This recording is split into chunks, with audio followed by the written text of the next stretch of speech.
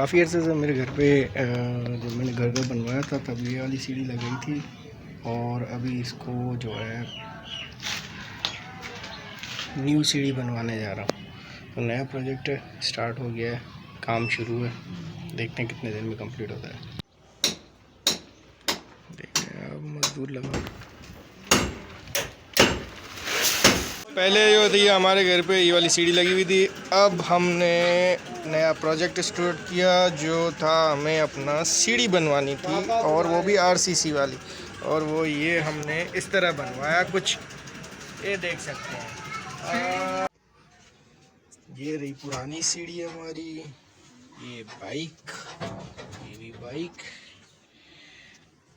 और ये सीढ़ी का फर्स्ट स्टेप, और इस तरह ये कुछ मुकम्मल है।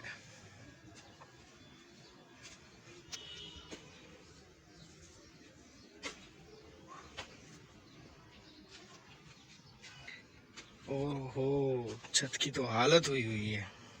ये यहाँ पर दीवार थी और पूरी दीवार तोड़ दी गई। आप लोगों से शेयर करते चलता हूँ कि इस छोटे से प्रोजेक्ट के ऊपर जो है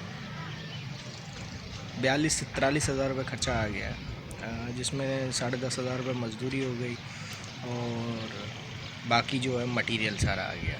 32,000 33,000 तक का मटेरियल आ गया उसमें।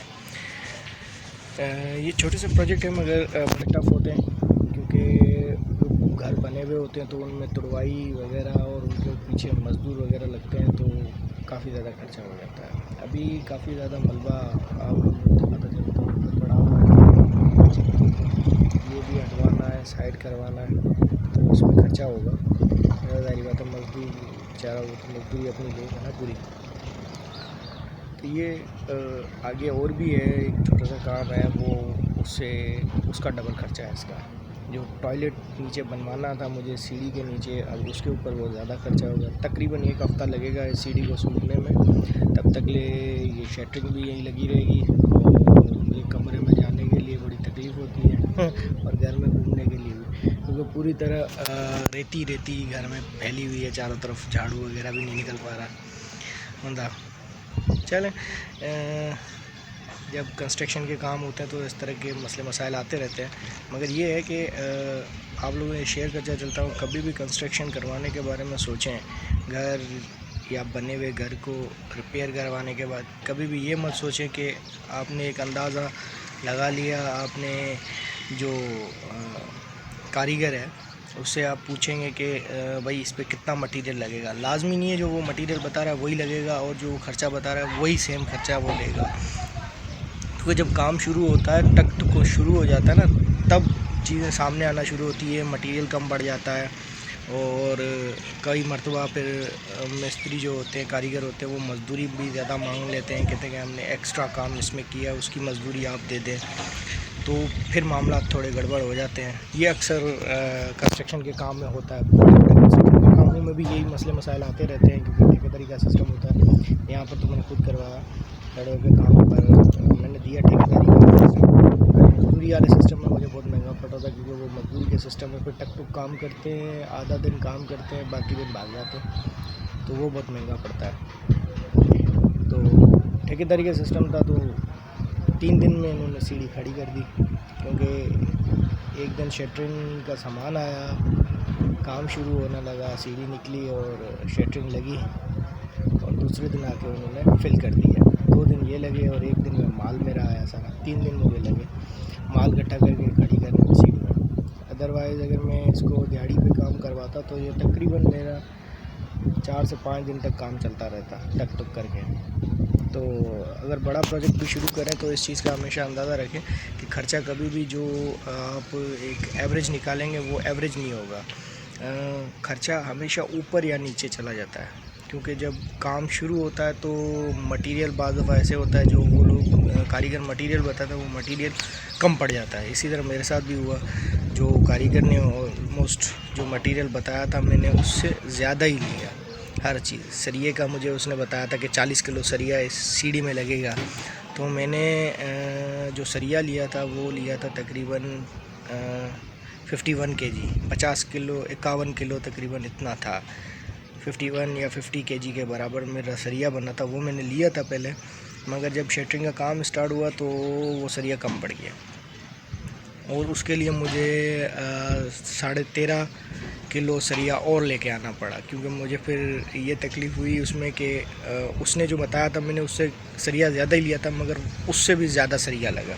तो मुझे ये तकलीफ़ हुई कि मुझे दोबारा जाना पड़ा मार्केट और मार्केट से वो सरिया ख़रीदना पड़ा। सरिया ख़रीदा तो उसमें रेट हाई मिला मुझे थर्ड डे के ऊपर, और फिर उसको उठवा के लाने के लिए ज़ाहिर बात है किराया भरना पड़ता है। तो इस तरह ख़र्चे बढ़ जाते हैं। बाज़ दफ़ा ऐसे होता है जितनी बोरियां सीमेंट की बताते हैं उससे ज़्यादा चल जाती है, तब भी बंदे के लिए प्रॉब्लम हो जाती है, इशू आ जाते हैं। अब मुझे कहा गया था कि 7 बोरी सीमेंट लगेगी, मैंने अंदाज़े से 10 बोरी ही सीमेंट की लेके रख दी थी, तो मेरी 8.5 बोरी या 8 बोरी तकरीबन 8 बोरी मेरी चल गई। अब 7 बोरी का उसने बोला था, मगर मेरी 8 बोरी लग गई इस काम के अंदर। अब इस तरह होता है अक्सर। तो इन चीज़ों का आप भी ख्याल रखें, कभी भी एक जहन मत बना के कंस्ट्रक्शन काम जब कंस्ट्रक्शन का काम शुरू करवाएं तो एक्स्ट्रा पैसा भी अपने पास जेब में रखें, और ये माइंड भी बना लें कि आपको अचानक से माल ख़त्म भी हो जाता है और ये जो कारीगर बताते हैं उससे कम भी माल निकलता है, तो वो कम पड़ जाता है माल, तो आपको उसी टाइम भाग भाग के शहर से लाना पड़ेगा बाज़ दफ़ा। क्योंकि दिहाड़ी के कामों में तो इस तरह होता है, क्योंकि वो लोग कहते हैं कि आप इतना माल ले आओ, इतना चल जाएगा, हम काम शुरू कर देते हैं, और उसके बाद बीच में आते हैं तो काम में ये होता है कि आपका मटेरियल ख़त्म हो जाता है, तो आपको ये कि दोबारा माल लेने के लिए जाना पड़ता है शहर की तरफ। अब गांव इलाके में तो शहर काफ़ी दूर होते हैं, शहर में तब भी आप कॉल करेंगे तब भी टाइम लगता है माल के आने में, तब तक आपकी दिहाड़ी भी ख़राब हो जाती है। तो ज़्यादातर लोग ठेके में देते हैं, पर ठेके में भी ये होता है कि आपको मटेरियल लेके देना पड़ता है उनको। तो आप कोशिश करें हमेशा अपना जो वो मटेरियल बताएं उससे ज़्यादा ही रख लिया करें थोड़ा सा। उससे ये होगा कि अगर सीमेंट की जैसे वो 10 बोरी बोलते हैं तो 11 रख लें, एक बच गई तो वापसी हो जाएगी ना वो बोरी। हाँ, रेती हो गई, क्रैश हो गई, वो तो वापसी नहीं होती, वो तो आप इस्तेमाल में जितनी वो बोले, आपको वो बोले आधा सैकड़ा मंगाओ, आप बोलो ठीक है मैं आधा सैकड़ा मंगा लेता हूँ, मगर जब ख़त्म हो जाए फिर बोले एक आधा सैकड़ा मंगाओ, तो उसे बोलो पहले ही बता दो 1 सैकड़ा मंगा लो, 1 ट्राली मंगा लो, 1 ट्रक मंगा लो, जितना चाहिए उतना। अगर इस चीज़ में ध्यान रखा करें, जब भी कंस्ट्रक्शन काम शुरू करें जेब अपनी मजबूती से पकड़ के रखें और ध्यान रखें, इस तरह के छोटे छोटे मामला और इशूज़ आते रहेंगे। अल्लाह हाफ़िज़।